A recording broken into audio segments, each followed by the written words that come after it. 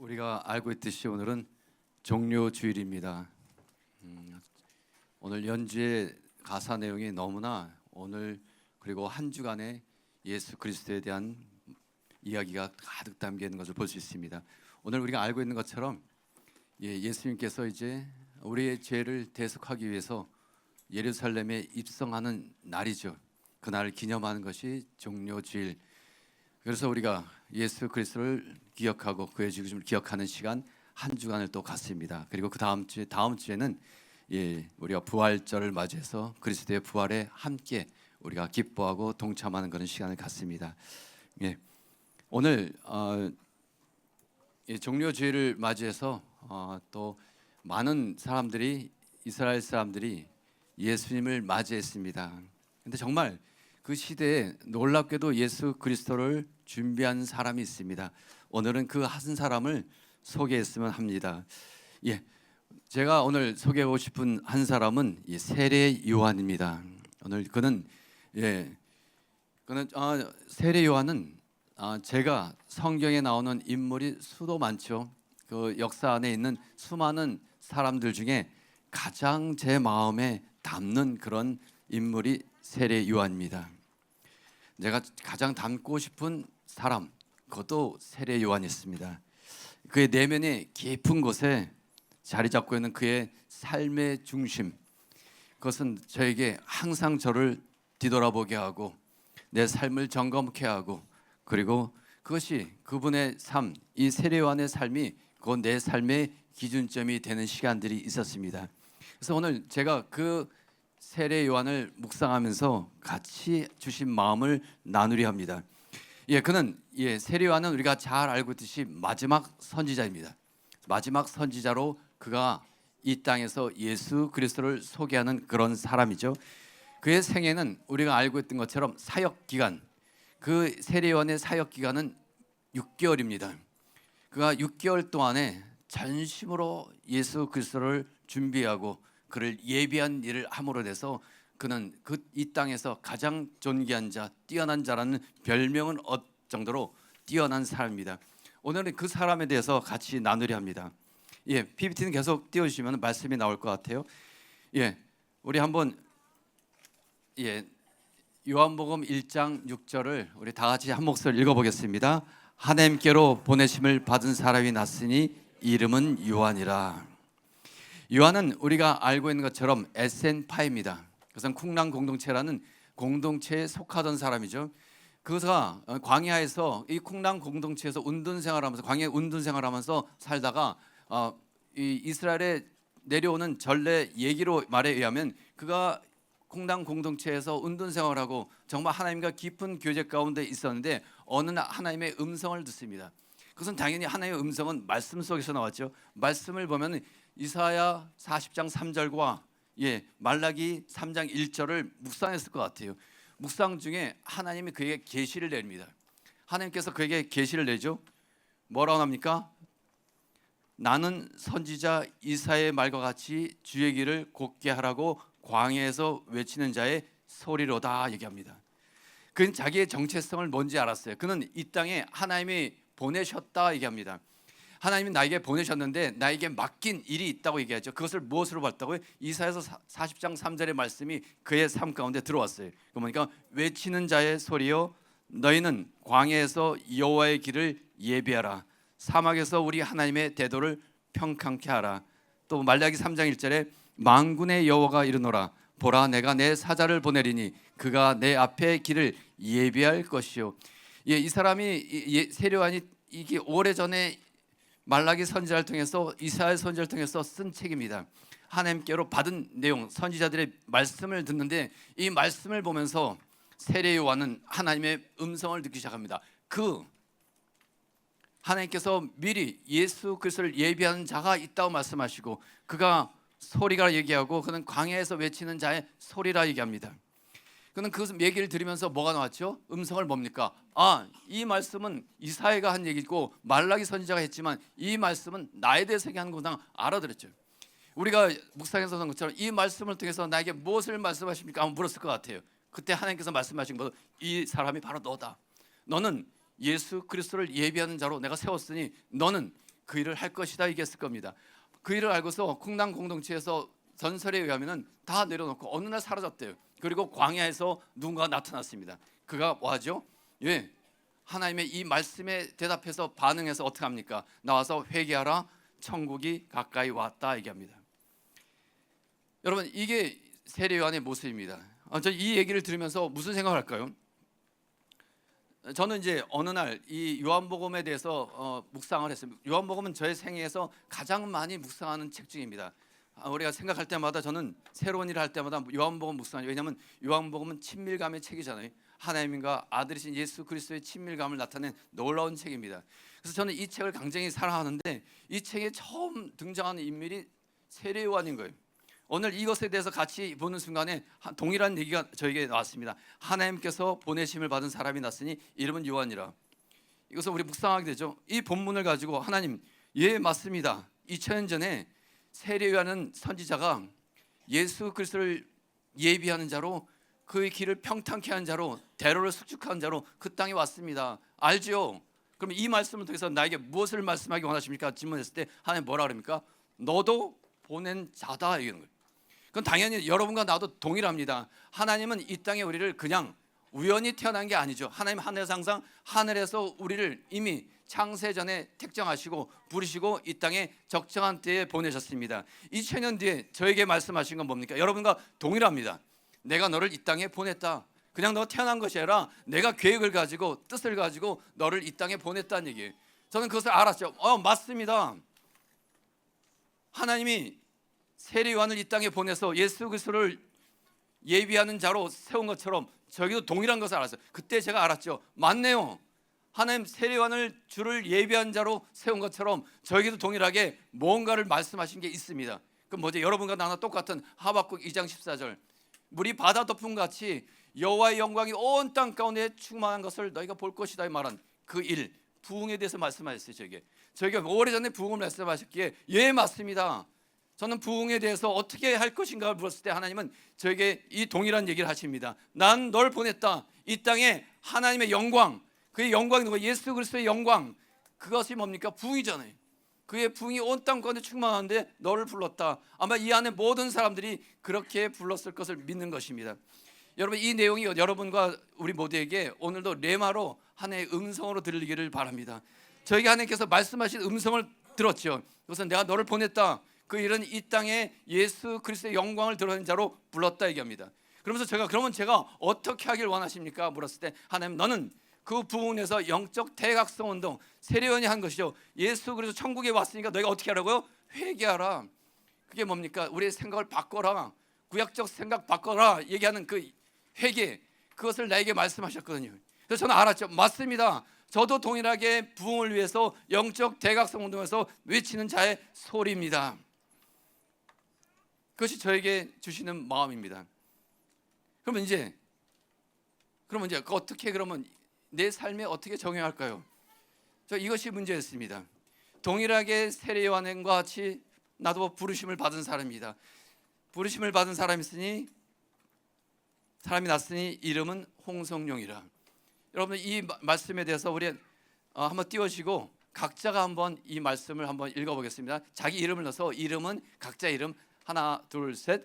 하나님께서 보내심을 받은 사람이 났으니 이름은 홍성용이라. 여러분, 이 말씀을 들었습니다. 그 다음에 이제 요한에 대해서 계속 묵상하게 되죠. 이 구절에 연관돼서 또 다른 구절들을 묵상하게 됩니다. 뭐가 나올까요?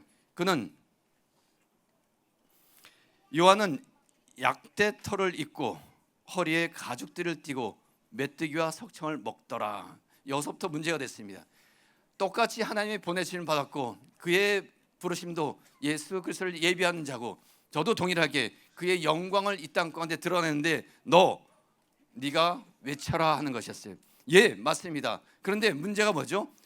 그러면 세례 요한과 나가 동일한 부르심을 받았는데 그럼 이 사람은 대체 어떻게 삶을 살고 있을 것인가가 되게 궁금했어요. 그가 뭐죠? 요한은 약대털 옷을 입고 허리에 가죽띠를 띠고 메뚜기와 석청을 먹었더라. 여러분, 요한의 모습입니다. 그가 먹는 것, 그가 입는 것, 그가 사는 곳을 보십시오. 그는 광야에서 외치는 자였습니다. 그의 삶은 광야에, 우리가 생각하는 그런 집도 아니고 화려한 궁궐도 아니고 어떤 멋있는 집도 아닙니다. 아파트는 더더군다나 아닙니다. 그는 광야에서 외쳤습니다. 그리고 그가 입는 것은 뭐죠? 약대, 낙타 옷을 입었어요. 그리고 허리띠는 가죽으로 허리띠를 하고, 그리고 먹는 것은 뭡니까? 메뚜기와 석청을 먹었습니다. 이 말을 저에게 딱 왔어요. 그러면 요한처럼 동일하게 부르심을 받았다면, 나에게 사명이 명확하다면 나도 동일하게 이런 삶을 살아야 되는데 어떡하지? 광야로 가야 되나? 아니면 산속으로 들어가야 되나?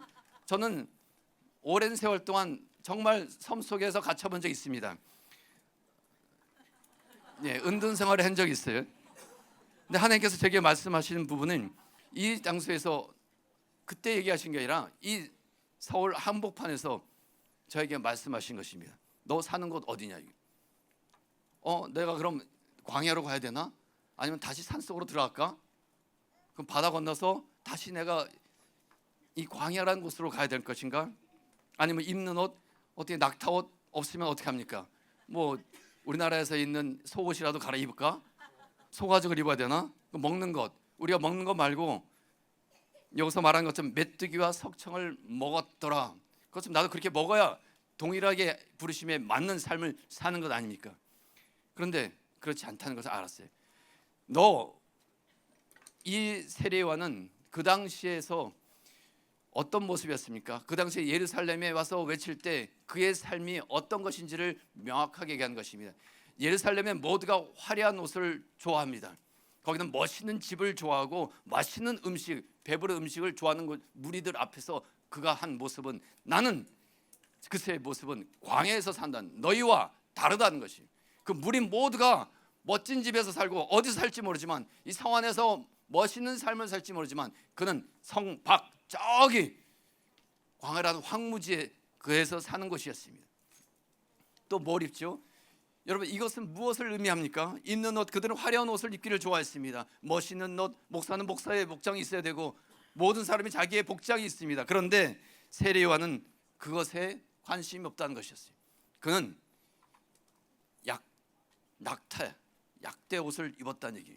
그리고 먹는 것은 그들이 먹는 화려한 음식이 아니라 뭡니까? 메뚜기와 석청을 먹었다 얘기합니다. 모두가 뭐였죠? 광야에 있는 것이, 광야에 있는 것을 먹고 입고 했다는 얘기. 그럼 나는 뭘까요? 하나님 말씀하신, 그는 외치는 것이 어디라고요? 예루살렘이었어요. 예루살렘에서 요단강에서 그가 외쳤단 말이에요. 이 예루살렘에 있는 이 도시에서 그가 외쳤어요. 그런데 그의 삶이 뭐라고요? 광야의 삶을 살았다는 얘기. 나는 뭘까요? 하나님께서 저에게 말씀하신 건, 너 지금 있는 강남 한복판에서 너 구별되라는 얘기. 여기에 네가 머무는 네 생각, 너의 사고방식, 모든 것이 이것이 아니다. 그래야 구별된 삶을 살 것이다. 세례요한에 대해서 왜 얘기를 했습니까? 그는 구별된 삶을 살았다는 얘기예요. 구별됐다는 건 뭐죠? 거룩한 삶입니다. 우리가 거룩한 삶을 살아야 된다는 얘기예요. 하나님의 부르심을 받고 하나님의 사명을 얻었다면, 그것이 우리에게 사명으로 깊숙이 들어왔다면, 그것을 이루기 위해서 우리가 해야 될 일이 있다는 얘기예요. 여러분도 동일할 겁니다. 하박국 2장 나의 비전입니까? 아니요, 우리 모두의 비전입니다. 우리 뉴비전 교회 모든 분들이 이 비전을 함께 우리가 갖고 있어요. 그리고 이 일을 위해서 여러분들도 자기 분야에서 전심을 다하고 있습니다. 그러면 어떻게 우리의 삶은 살아갈 것인가? 그래야 결과가 나올 거 아니에요. 결과가 나오지 않으면 뭐 필요합니까? 비전만 있고 뭐가 있으면 뭐 필요합니까? 결과가 필요합니다. 그러려면 세례요한이 어떻게 살았는지를 볼 것입니다. 그는 예루살렘에서 주 예수를 전파하고 회개하라, 천국이 가까이 왔다, 곧 하나님 나라 예수 그리스도가 가까이 오셨다, 회개하라. 여러분, 그러려면 그 자신이 어떤 삶을 살아야 된다고? 그들 무리하고 다른 삶을 살아야 되는 얘기예요. 그래야 그게 이루어지는 것이죠. 그는 어떻게 합니까? 그 기준은 거룩한 삶입니다. 세례요한은 거룩한 삶을 살았어요. 그건 뭡니까? 구별됐다는 얘기예요. 이들과 구별된 삶을 살아라. 이것이 세례요한의 능력입니다. 거기서부터 세례요한의 능력이 나타나는 거죠. 그래서 그의 삶은 억지로 입었겠죠. 아니 그는 자원에서 입을 것입니다. 화려한 옷 입었겠지. 어떻게 보면 화려한 대제장복을 입고 나오면 더 멋있게 말씀을 전할 수 있고 소리 지를 때마다 사람들이 더 그의 권위에 인정할 수 있을지 모르지만 세례요한은 그렇게 하지 않았어요. 그는 구별된 삶, 거룩한 삶을 살았다는 얘기입니다. 옷 입는 거, 자는 것, 이것이 문제가 아니라 내가 그곳에서 그들과 구별된 삶을 살 때 하나님께서 그에게 기름 부심이 있다는 것을 알았죠. 그러면 강남 한복판에 사는 내가 뭘 할 것인가? 이곳에는 어마어마한 유혹들이 많아요. 제가 하나님 나라 일을 할 때 집도 필요하죠. 입는 옷도 필요하죠. 먹는 거 모든 것이 풍요로운 것이 너무나 풍요로워서 저는 강남에 오자마자 와 이건 뭐야 대체. 저는 정말로 그렇게 놀랐어요. 사람들의 모습도 달라요. 제가 살던 동네 사람들하고 다른 모습이에요. 정말로 그랬습니다. 돈의 풍요함이 너무 많았어요. 와 놀랐어요. 지금도 좀 너무 풍족하게 살고 있지만 그 안에서 그러면 그것을 떠나야 될 것인가? 하나님 그렇게 얘기 안 했어요. 너의 삶은 그것을 떠나서 광야로 가고 돈 없이 살고 집 없이 살고 여기처럼 그런 옷을 입으라는 것이 아니라 이 안에서 너의 중심을 잡아라 얘기를 하시거든요. 이 안에서 너가 흔들리지 말고 이것을 입건 어디에 자든 상관없이 예루살렘이든 광야든 상관없이 내 삶은 광야의 삶을 살아서 구별된 삶을 살으라고 말씀하신 것이에요. 너의 중심이 무엇이냐? 네가 밥을 먹어도 돈을 가지고 있어도 집이 있어도 너의 중심이 무엇이냐? 너가 이곳에 이곳 사람과 동일한 사고와 생각을 가지고 살 것이냐? 아니요. 얘기했습니다. 저는 아니겠습니다. 만약에 그렇다면 저도 이곳에서 이게 여러분들 얘기하는 거 아닙니다. 이들과 다른 삶을 살겠습니다. 얘기했습니다. 여러분 그런 것이 우리에게 필요하다고 말씀하십니다. 저는 그래서 알았죠. 그래서 제가 결정한 것은 내 삶에 우리가 다 아는 것처럼 내 집이 나의 안정감이 될 수 없다. 내 집, 내 어떠한 나의 위치, 어떤 것도 내 안정감이 될 수 없다. 이것은 나에게 아무런 영향을 줄 수 없다. 있던 없던 빌립보서의 사도 바울의 것처럼 있던 없던 궁하던 부하던 상관없이 내가 오직 거룩함으로 나가겠다는 얘기입니다. 그렇게 할 때 내가 하나님의 전할 때 영적 대각성원들을 위해서 회개하라고 말하겠죠. 당연히 돌이켜라, 생각을 바꿔라, 너희 사고 율법적 사고 바뀌어라, 행함에 대한 사고 바꿔라, 십자가다. 이 얘기를 어떻게 전하겠습니까? 내가 그런 삶을 안 사는데. 알았죠. 이건 굉장히 어려운 일이었어요. 왜냐하면 이 땅엔 너무나 취하고 싶은 게 많고 유혹이 많더라고요. 어느 날 집이 필요하다는 걸 느끼기 생각하고 어느 날 내가 뭔가 필요하다는 것을 많이 느끼면서부터 많은 것을 내 안에 부딪히는 충돌이 있는 것을 느꼈어요. 그러면서 아는 것이요. 내가 어떻게 이곳에서 거룩한 삶을 살 것인가? 내가 어떻게 이곳에서 저들과 생각, 바라보는 것, 모든 것에서 내가 광야의 삶을 살 것인가? 이것이 나의 목적이었습니다. 세례 요한이 그런 모습을 우리 가운데 보죠. 그것은 그의 삶의 중심, 그가 바라보는 모든 것 안에 무엇입니까? 오직 그가 명하신, 그가 이 땅에서 할 일, 단 6개월간에 그가 전심으로 쏟은 것은 그리스도를 예비하는 것입니다. 평탄케 하는 것이고 높은 산은 낮게 만들고 깊어진 것은 메꾸는 일, 그 일을 그가 하면서 누가 합니까? 대로를 수축해서 그리스도께서 오실 수 있도록 그 일을 하는 것이 세례 요한이 갖고 있는 오직 하나의 사명이고 그게 그의 삶이 되었던 것이죠. 그의 또 다른 면은 여러분 이런 삶을 산다면 어떤 정말 우리가 여러분이나 나나 하나님의 그 부르심을 비전을 가지고 부르심에 응답해서 네 주님 내가 그 일을 이루겠습니다. 그래서 아버지의 이름이 영어롭게 하겠습니다 하면서 내가 세례 요한처럼 내가 이제 광야에서 살 것입니다. 내가 이제는 낙타 옷을 입고 가죽 허리띠를 메고 석청과 메뚜기를 먹으면서 살겠습니다. 거룩한 절과 다른 구별된 삶을 살겠습니다 했을 때 그의 삶을 어떻게 드러날 것인가? 그런 삶을 산다면 제가 가장 포인트를 주고 있는 삶이 뭡니까? 세례 요한의 깊숙이 있는 그의 삶을 볼 수 있습니다. 세례 요한에 대해서 얘기합니다. 나의 말한 바 나는 그리스도가 아니요 그의 앞에 보내심을 받은 자라고 한 것을 증거할 자는 너희니라. 여러분 제자들이 세례 요한의 제자들이 세례 요한을 알았다는 얘기예요. 그가 어떤 사람인지를 알았다는 얘기예요. 그가 그리스도의 자리에 한 번도 앉아본 적이 없는 자라는 것을 알았던 거지. 그래서 뭡니까? 너희들이 그 증기다, 증거라게 합니다. 세례요한인 이 일이 어떤 때 나온 얘기입니까? 세례요한이 요단강에서 화려하게 나타났어요. 그의 메시지는 놀라운 메시지였습니다. 그 회개하라 천국에 갔다 올 때 모든 사람들이 그 앞에 엎드리고 그 앞에 세례를 받으면서 그가 눈물을 흘리며 어떻게 돌이켜야 됩니까? 어떻게 우리가 메시아를 맞이해야 됩니까? 어떻게 그분을 맞이할 준비가 됩니까? 했을 때 그는 외치면서 어떻게 해야 될지를 구구절절 얘기하는 사람이었어요. 그때 많은 무리, 모든 이스라엘의 제사장부터 모든 지파의 사람들이 그에게 와서 세례를 받고 그를 두려워할 정도로 강력한 능력과 사람들로부터 영광이 있었죠. 그런데 어느 날 예수 그리스도가 나타나셔서 바로 옆이겠죠. 우리 누비정교회 바로 옆에 교회가 하나 딱 들어섰어요. 교회가 다 가고 없어요. 그런 상황이었죠. 세례요한에게 왔던 그 수많은 무리가 다 예수라는 사람한테로 가네요 했을 때 나옵니다. 그때 세례요한이 대답한 거예요. 나의 말한 바 내가 매일 매르지 않았냐? 나는 그리스도가 아니다. 그의 앞에 보내심을 받은 자다. 그것을 너희가 알지 않냐? 나는 그것뿐이다. 그러므로 어떻게 되죠? 신부를 취하는 자가 신랑이니 서서 신랑의 음성을 듣는 친구가 크게 기뻐하나니 이러한 기쁨이 충만하였노라. 그는 흥하여야 하겠고 나는 쇠하여야 하리라. 여러분, 이 놀라운 말입니다. 신부를, 이 결혼식장의 주인공은 신랑입니다. 신랑보다 더 멋있게 나오면 안 돼요. 결혼식장의 꽃은 신부입니다. 신부보다 더 이쁘게 하고 오면 안 되는 거예요. 그죠? 왜냐면 누군가가 들어줘야 돼. 누가? 신부와 신랑이 두드러져야 되고, 그 이쁜 신부를 보고 신랑이 기뻐하는 그 모습을 바라보는 친구, 와, 우리 신랑이 기뻐하네, 정말 기분 좋아하네, 오늘 잔칫날 최고네. 그것이 친구의 마음인 거예요.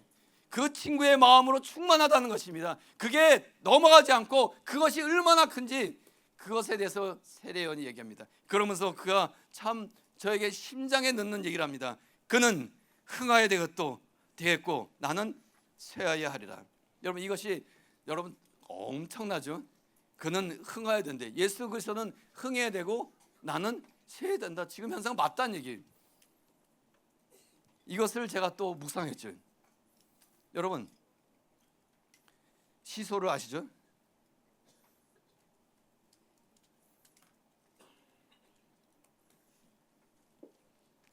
시소는 무게가 똑같으면은 절대 올라가지 않습니다. 시소가 같이 올라갔으면 얼마나 좋겠어요, 그죠?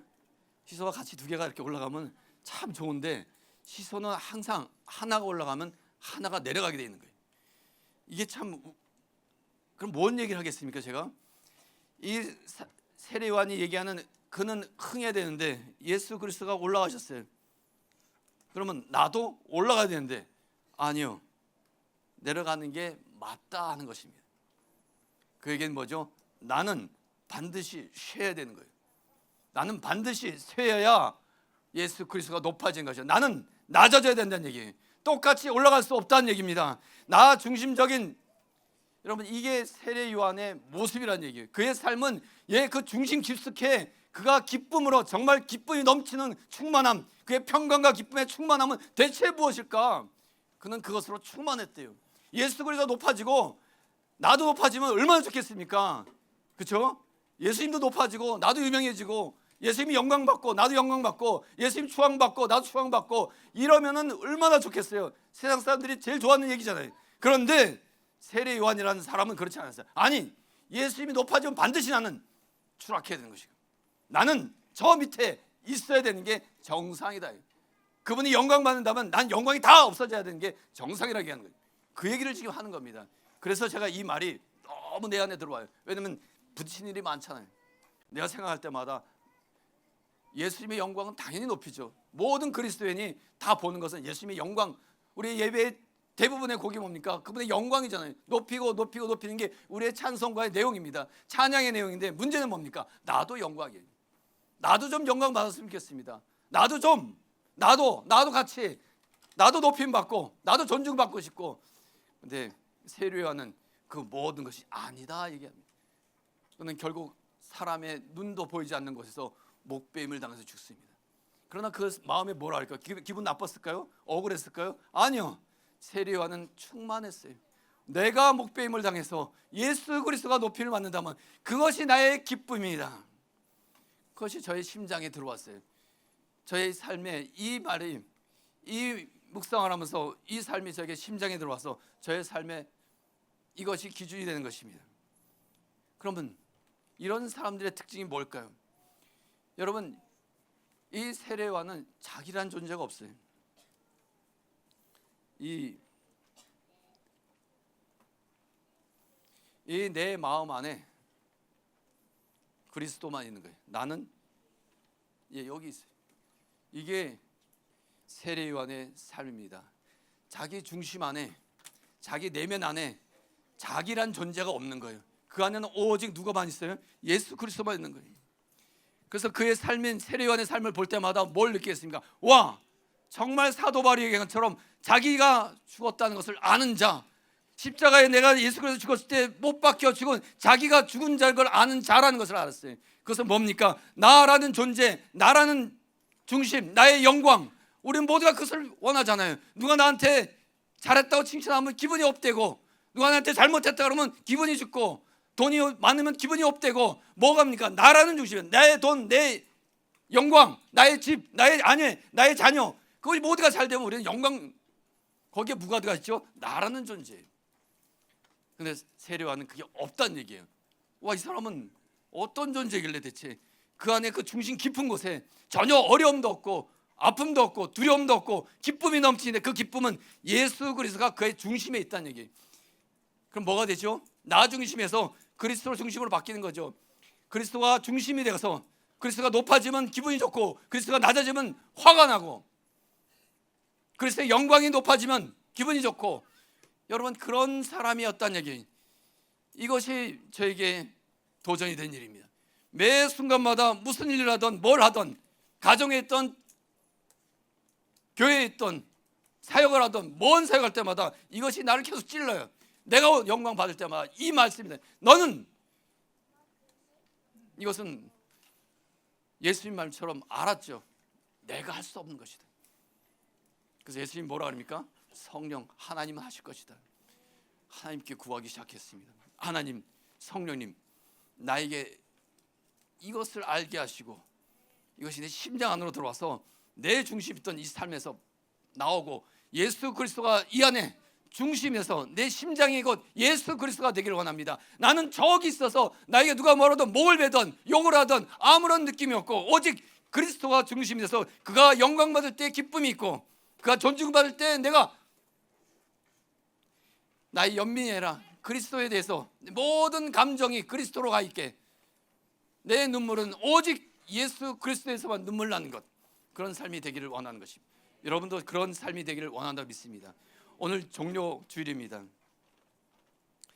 여러분과 내가 이제 오늘 예수 그리스도가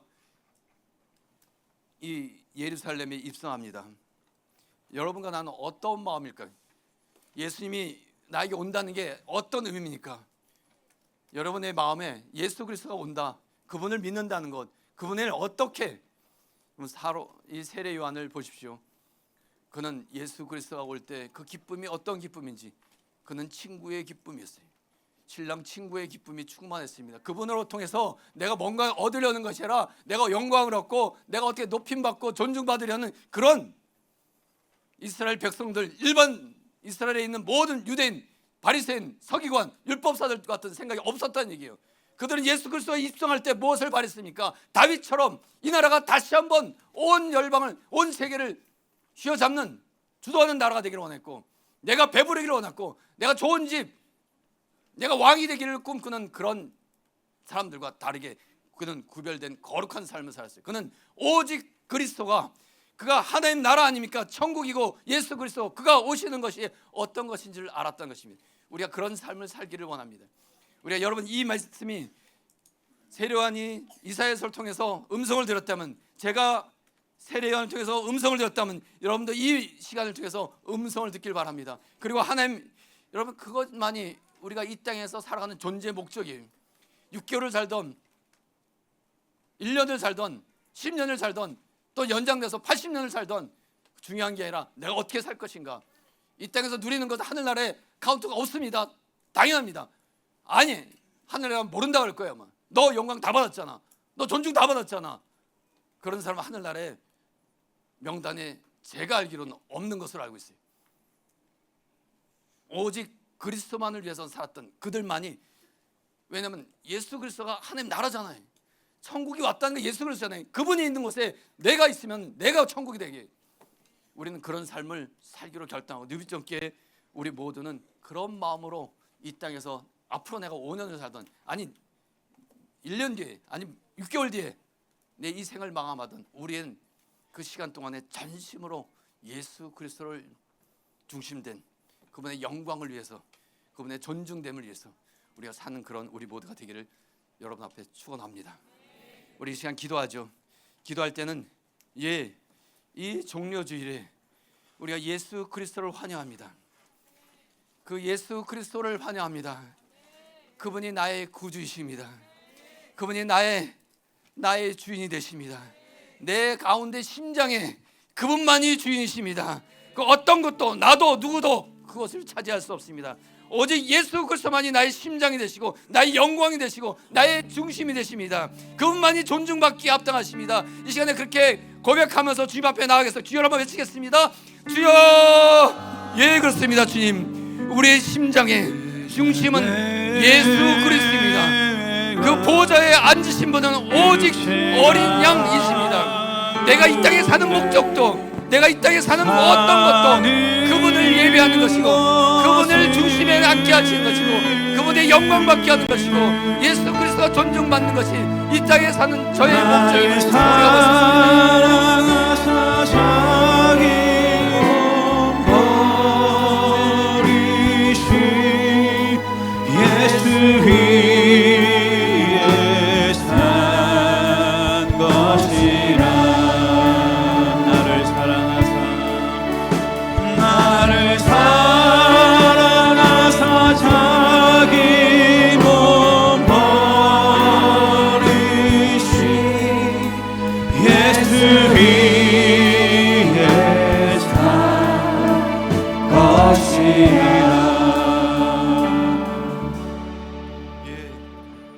세례 요한의 고백이 우리 모두의 고백입니다.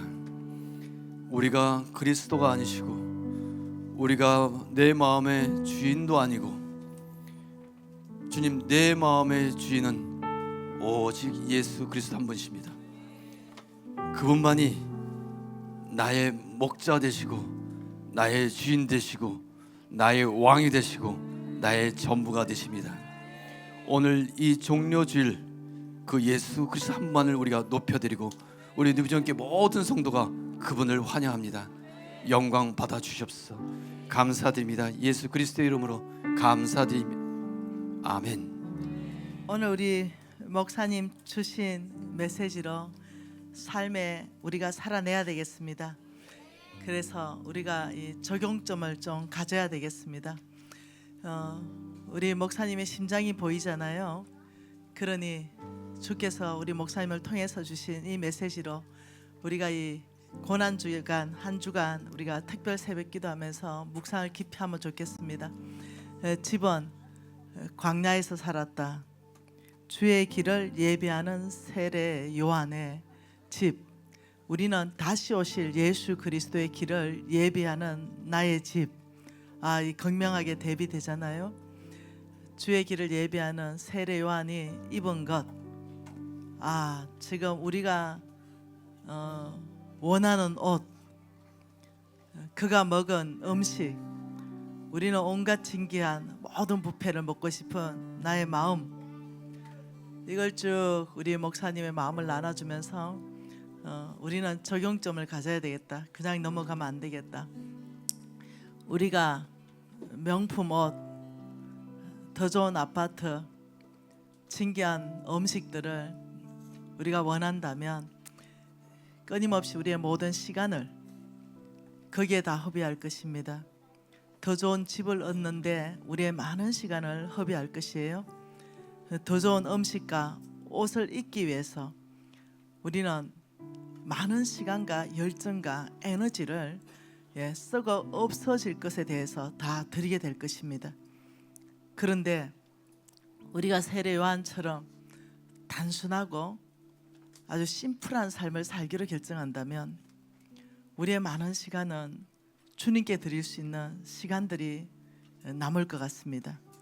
우리의 열정이 그런 어떤 썩어 없어 문드러지는 그런 명품 옷이나 그런 먹고는 배설되어 버리는 그런 음식을 탐하지 않는다면 우리의 많은 열정과 에너지를, 시간을 더 우리 먼저 그 나라와 그 의를 구하라, 다시 오실 예수 그리스도의 그 길을 준비하는 세례 요한과 같은 그런 삶이라고 믿습니다.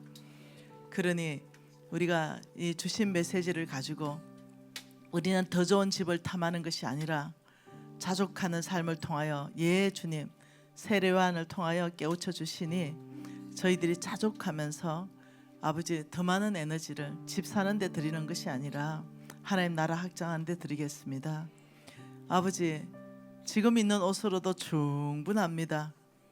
아버지 저희 열정을 더 주님께 드리겠습니다. 우리 시선을 바꿔야 되겠습니다. 야고보서 2장 3절에 보면 이런 말씀이 있습니다. 교회에 아름다운 옷을 입고 들어온 사람이 있습니다. 그러니까 많은 사람들이 눈여겨보고 여기 좋은 자리에 앉으십시오 하고 자리를 안내했습니다.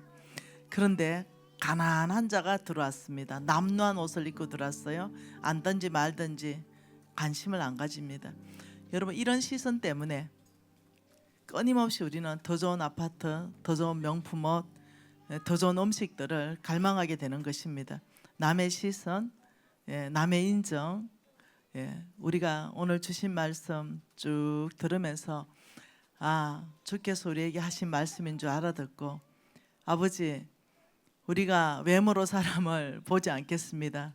그 안에 정말 다시 오실 예수 그리스도의 그 길을 준비하는 세례 요한처럼 저 사람을 사는구나. 우리가 아파트에 살면서도 세례 요한처럼 살고 우리가 명품 옷을 입을 수도 있죠. 그러나 우리가 그것을 갈망하는 것이 아니라 있는 것을 입는 것이에요. 뭐가 문제 되겠어요? 그러나 그것을 위해서 시간을 쓰지 말자는 거죠. 그것만을 위해서 우리에게 주어진 모든 시간과 재정과 물질과 에너지와 이 모든 것들을 다 허비해 버린다면 우리는 세례 요한과 완전히 다른 삶입니다. 그러나 우리가 회개하고 돌이키고 아버지 여기에서 만족합니다. 충분합니다. 넉넉합니다. 우리의 모든 시간을 더 주님께 드리기를 원하고 아버지 우리의 열정과 우리의 재정과 우리의 에너지도 다시 오실 예수 그리스도의 그 길을 준비하는데 세례 요한 같은 삶을 살겠습니다. 우리가 이렇게 결정한다면 우리는 지금 이 삶 이때 있지만 우리는 동일한 광야입니다.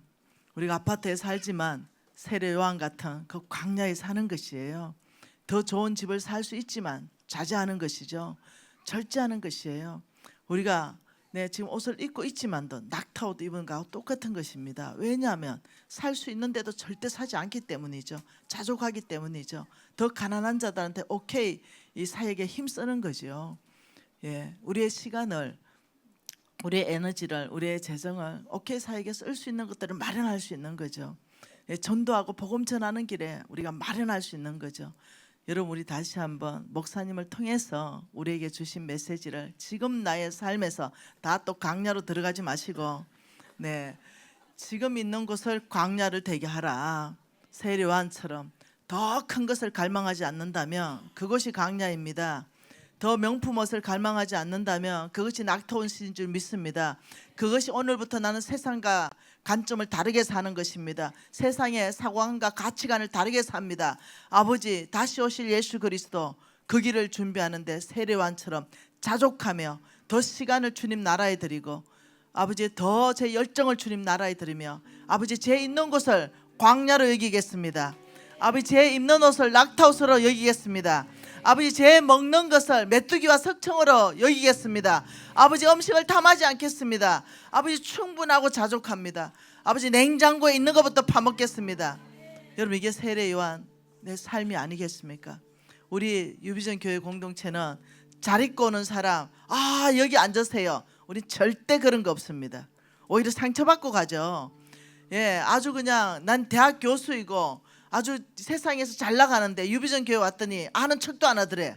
상처받아서 나간대. 아, 우리는 훈련되었죠. 여러분, 오늘 결단하십시다. 우리 목사님을 통해서 이 귀한 말씀을 주셨는데, 우리가 예 아버지, 나의 집 자체를 광야로, 아버지 내 입는 옷 자체를 낙타옷으로, 내 먹는 것 자체를 세례요한처럼 메뚜기와 석청으로 아버지 그렇게 만들어내겠습니다. 나머지 모든 시간을 주님께 더 투자하겠습니다. 다시 오실 예수 그리스도 그 길을 예배하겠습니다. 여러분, 이런 삶 살기를 원하십니까? 손 다 높이 드십시오. 그리고 하나님 앞에 헌신하십시다. 아버지, 다시 오실 예수 그리스도의 아버지 그 길을 예비하는 그 삶, 세례요한 같은 삶을 살겠습니다. 주여 한번 부르고 통성으로 기도하시겠습니다. 주여, 아버지 이 놀라운 말씀 가운데 아버지 우리를 초청하신 주님을 찬양합니다.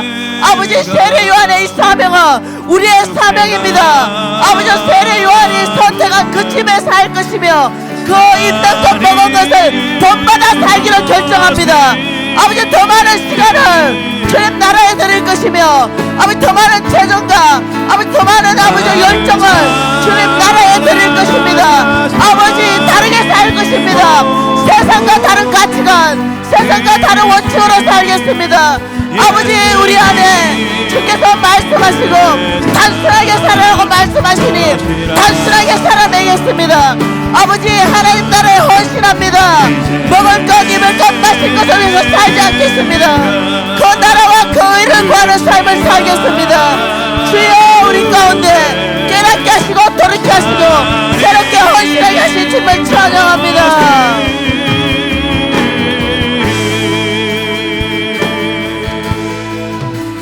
나를 사랑하사 자기 몸 버리신 예수 위에 산 것이라. 아름다운 예수님, 유부적인 교회 공동체 전체가 다시 오실 예수 그리스도를 아버지 소망합니다. 아버지, 그 길을 준비하라고 유비전 교회 공동체를 부르시고 아버지 각 사람에게 사명 주신 줄 믿습니다. 예, 주님, 우리가 또 결정하는 것은 아버지여, 세례요한처럼 단순하고 심플한 삶 살기로 다시 한번 결정하게 하신 주님을 찬양합니다. 아버지, 우리 유비전 교회 공동체를 통하여 주님, 마라나타, 주 예수여 어서 오십시오. 저희들이 시간과 열정과 헌신과 재물을 다 들여서 주의 나라 준비하겠습니다. 우리 공동체를 통하여 주의 나라가 아버지 이 땅에 속히 임하도록 저희들이 더 열정을 드리겠습니다. 오늘도 주님, 저희들의 심장을 다 십자가로 이끌어 가신 그 하나님을 찬양합니다. 예수님 이름으로 기도합니다.